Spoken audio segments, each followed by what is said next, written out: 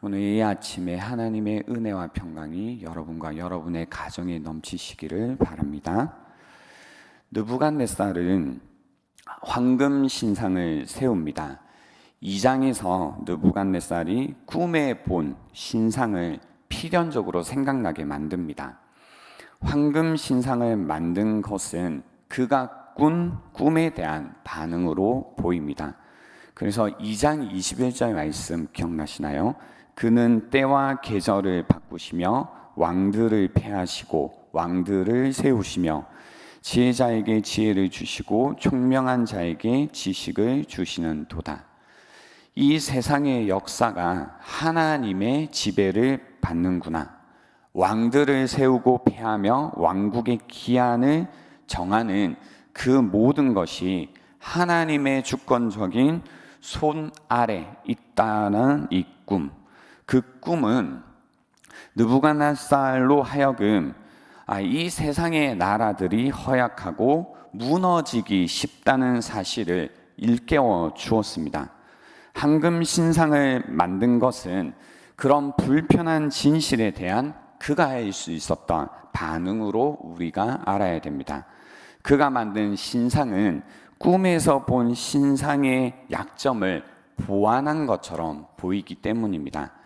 이것이 인간이 가지고 있는 죄성, 본성이라고 말할 수 있습니다. 역사가 하나님의 주권적인 손 아래 있다라는 것을 받아들이지 못하고 자신의 손 아래에 두고 싶어하는 마음이 결국은 우상을 만들어냅니다. 오늘 본문에 나오는 신상은 어떤 신의 우상이라고 뚜렷하게 밝히지는 않습니다. 네, 이 신상의 특징이 있습니다. 뭐냐면 비율입니다. 비율. 세로 30m, 가로가 3m입니다. 그러니까 높이가 저희 교회 정도 되는데 이 가로가 3m밖에 되지 않습니다. 인간 형상이라고 할 때 좀 적합한 비율은 5대1이나 6대1 정도인데요.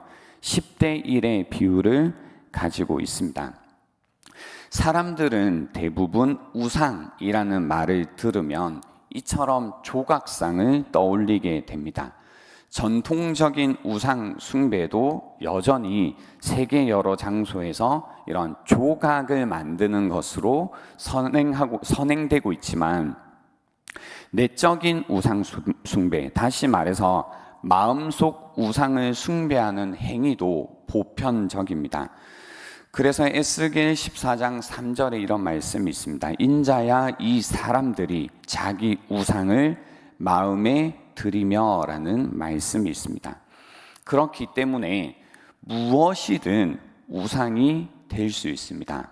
그 어떤 것도 우상이 될 수 있고 실제로 모든 것이 우상으로 숭배되어 왔습니다.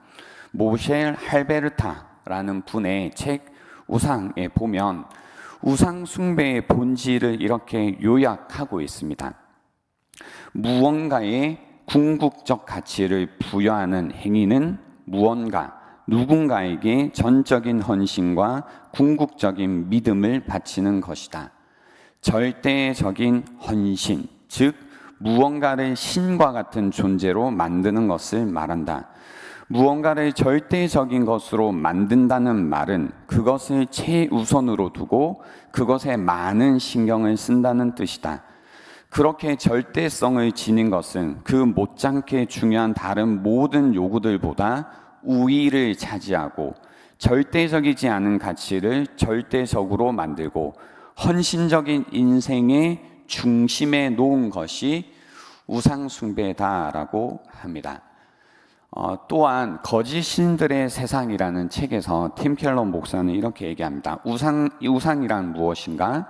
하나님보다 더 중요한 것, 당신의 마음과 공상의 세계를 하나님보다 더 많이 차지하고 있는 것, 하나님만이 줄 수 있는 것을 주려고 하는 것, 그것이 우상이다라고 정의하고 있습니다.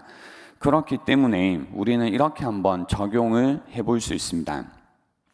하나님의 주권을 인정하지 못하고 계속해서 내가 내 손 아래 나의 어떤 지배 가운데, 다스림 가운데, 통제 아래에 두고 싶어 하는 삶의 영역이 있는지를 생각해 봐야 됩니다. 하나님보다 더 중요하게 여기는 것이 무엇인지, 그리고 어디에 우리의 전적인 헌신을 바치고 있는지, 어디에 이 절대적인 헌신이라는 것을 하면서 살고 있는지 생각해 봐야 됩니다. 무엇을 내 삶에 최우선으로 두고 많은 신경을 쓰며 살고 있는지, 무엇을 내 인생의 중심에 놓았는지를 우리는 생각해 봐야 됩니다. 왜냐하면 그것이 바로 우리의 우상이기 때문입니다. 무엇이든 우상이 될 수 있습니다. 성경에는 이 우상 가운데 아주 강력한 그 대상 하나를 얘기합니다. 뭐냐면 돈입니다. 돈은 단순히 돈 이상의 무언가라고 우리에게 계속 경종을 울리고 있습니다. 돈은 인생을 바꿔놓는 강력한 요소입니다. 그리고 문화를 만드는 신이기도 하죠. 그래서 사람들은 돈 버는 일에 삶의 최우선을 두고 거기에 절대적인 헌신을 바치고 있습니다. 그렇기 때문에 돈이 우리의 우상이 된다라는 겁니다. 이 신상을 세운 후 자기의 모든 고위 관리들에게 명령을 내리죠. 그 신상에게 드리는 공개적인 예배에 참여하게 됩니다.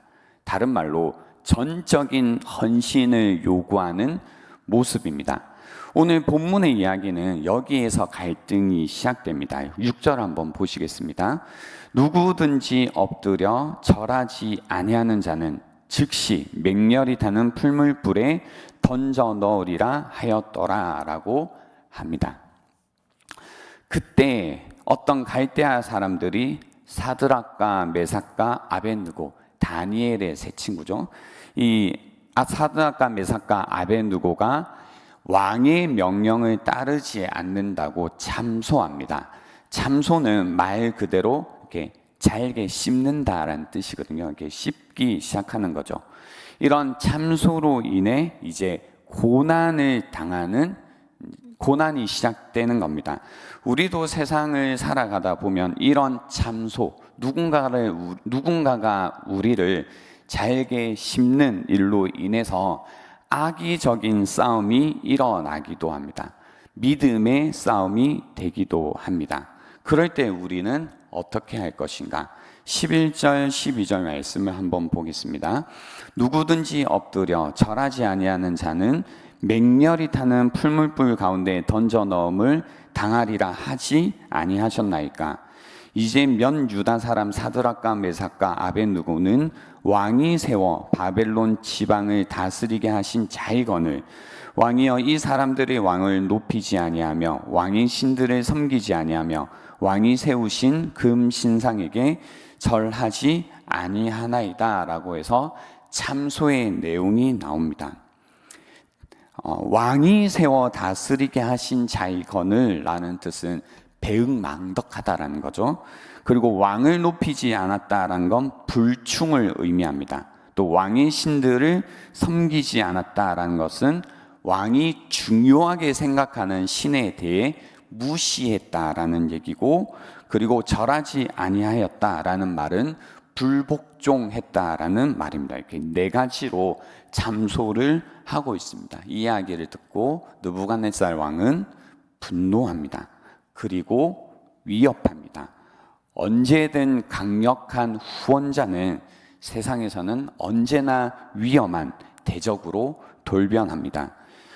개인적인 신념보다 그들이 공개적으로 보여주는 행동에 왕의 관심이 있습니다.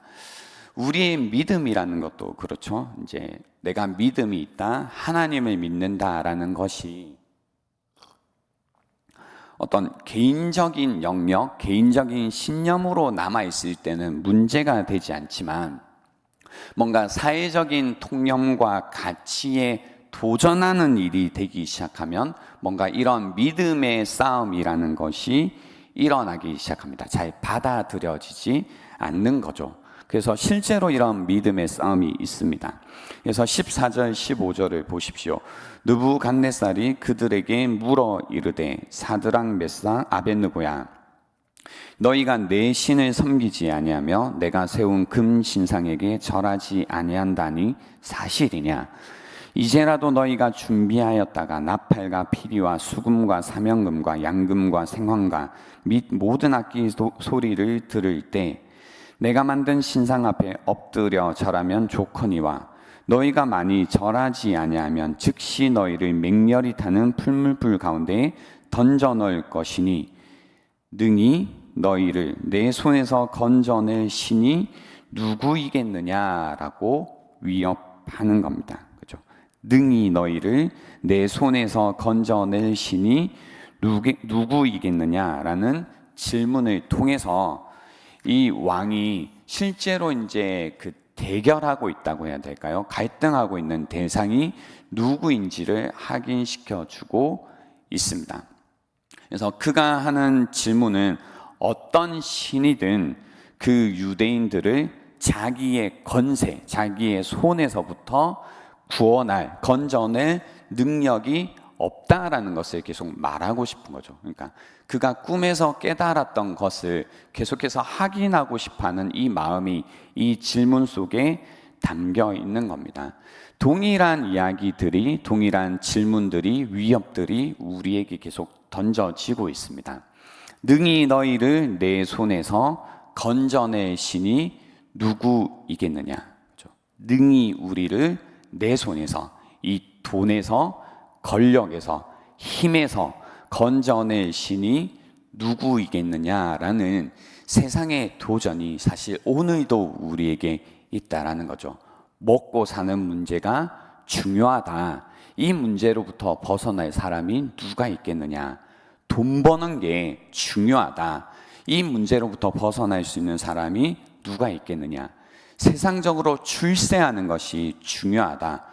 어디에 전적인 헌신을 할 것인가? 라는 질문을 오늘도 우리는 사실 받고 있다는 겁니다. 무엇이 진짜 힘인지, 무엇이 진짜 이 세상과 내 인생을 다스리고 있는지 묻는 겁니다. 이 물음에 대한 응답을 한번 보시면 좋겠습니다. 16절부터 18절입니다. 사드락과 메삭과 아벳느고가 왕에게 대답하여 이르되 느부갓네살이여 우리가 이 일에 대하여 왕에게 대답할 필요가 없나이다. 왕이여 우리가 섬기는 하나님이 계시다면 우리를 맹렬히 타는 풀물불 가운데서 능히 건져내시겠고 왕의 손에서도 건져내시리이다. 그렇게 하지 아니하실지라도 왕이여 우리가 왕의 신들을 섬기지 아니하고 왕이 세우신 금 신상에게 절하지도 아니할 줄을 아옵소서라고 응답했습니다. 그렇죠? 그렇게 하지 아니하실지라도 다니엘의 세 친구의 고백이 중요한 이유가 있습니다. 뭐냐면 이겁니다.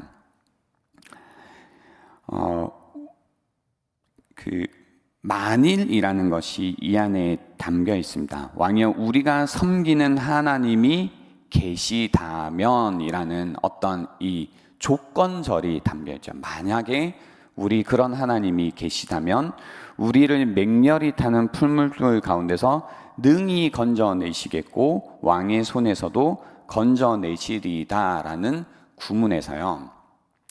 어떤 마음이 있냐면 그 하나님께서 반드시 우리를 건져내실 거다. 능히 건져내실 거다.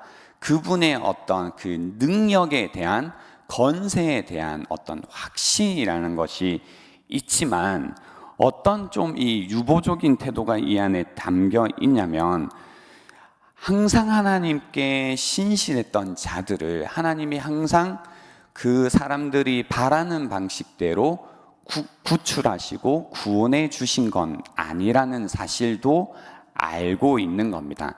그런데 하나님이 능히 그렇게 하실 수 있는 분이 있지만 그렇게 하지 아니하실지라도 그죠? 그렇게 하지 아니하실지라도 왕이여 우리가 왕의 신들을 섬기지 아니하고 왕이 세우신 금신상에게 절하지 않겠다라는 것은 하나님이 우리를 구원해 주실 그 확신 때문이 아니라 그 하나님에 대한 충성 때문에 이 믿음을 지키겠다라고 이야기하는 겁니다. 그죠? 확신이 아니라 충성 때문입니다. 그렇게 하지 아니하실지라도 바로 하나님에 대한 그들의 이 충성 때문에 그렇게 하겠다는 겁니다. 충성스러운 마음이 이스라엘의 하나님 외에는 어떤 신도 공경하지 않을 것이고 어떤 우상도 숭배하지 않을 거라는 겁니다. 확신이 아니라 충성입니다. 전적인 헌신을 이야기하고 있습니다. 저는 이 시대에 이런 하나님에 대한 충성이 회복되기를 바랍니다. 하나님이 우리 인생 가운데 어떤 유익이 되는가, 이득이 되는가가 아니라 하나님에 대한 그 충성스러운 마음이 하나님을 향한 이런 전적인 헌신으로 섬기는 자들이 있으면 좋겠습니다. 왜냐하면 하나님만이 우리의 이런 전적인 헌신을 받을 만한 분이시기 때문입니다. 그래서 저는 이제 이런 충성에 대한 얘기를 할 때마다 떠올리는 한 구절이 있습니다. 뭐냐면 요한계시록 5장 12절의 말씀입니다. 한번 함께 보시겠습니다. 큰 음성으로 이르되 죽임을 당하신 어린 양은 능력과 부와 지혜와 힘과 존귀와 영광과 찬송을 받으시기에 합당하도다 하더라라는 말씀입니다. 큰 음성으로 이르되 죽임을 당하신 어린 양은 능력과 부와 지혜와 힘과 존귀와 영광과 찬송을 받으시기에 합당하도다 하더라. 오직 죽임을 당하신 어린 양만이 우리 이런 전적인 헌신을 받으시기에 합당하다라는 겁니다. 모든 영광과 존귀를 받으시기에 합당하신 그분이 우리를 위해서 모욕과 치욕을 당하시고 죽임을 당하셨습니다. 우리에게 먼저 전적인 헌신을 해 주셨다라는 겁니다. 우리에게 모든 전적인 헌신을 해 주신 죽임을 당하신 어린 양만이 그렇기 때문에 우리의 모든 전적인 헌신, 우리의 충성을 받으시기에 유일하게 합당하신 분이다라는 겁니다. 그분만이 우리의 충성의 대상이 되십니다. 충성에 해당하는 네만이라는 말은 아멘에서 유래한 말입니다. 그렇게 하지 아니하실지라도 그 상황 속에서도 하나님께 아멘하며 충성하는 우리의 마음이 있기를 바라고, 그런 마음으로 이 시대를 우리가 함께 살아갈 수 있으면 좋겠습니다. 이 시간 함께 기도하는 시간 갖도록 하겠습니다.